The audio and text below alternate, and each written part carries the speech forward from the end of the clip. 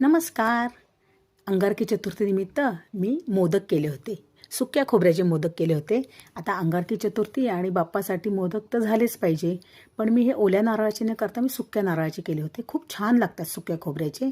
त्याच्याकरता मी सुकं खोबरं किसून भाजून घेतलं. त्याच्यामध्ये वेलची पावडर आणि जायफळ पावडर आणि गूळ असं घालून ते मिक्स करून घेतलं आणि पारी करता असं छान कणिक घेतली. त्याच्यामध्ये अर्धी वाटी रवा घातला, कडकडीत मोहन आणि थोडंसं मीठ घालून असं एकदम जरा घट्ट असं भिजवून घेतलं.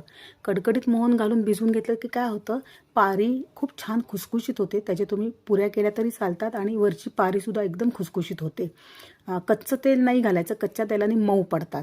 आणि त्याच्या असे लाट्या करून नंतर मी मोदक करून घेतले आणि एक मोदक मी जरा असा वेगळ्या आकाराचा केला. आई आमची अशा ह्या वेगळ्या आकाराची मोदक करायची आणि ती हे उकडून घ्यायची. हे आम्ही कणकेचे मोदक उकडून खात होतो, तेही खूप छान लागतात. पण मी हे तळूनच घेतले.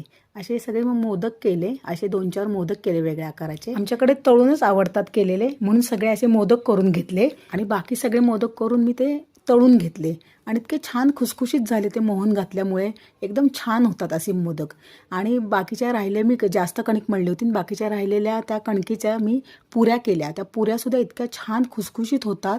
तर असं मी सगळे मोदक आणि पुऱ्या केल्या आणि असा मस्त बाप्पाला नैवेद्य दाखवला.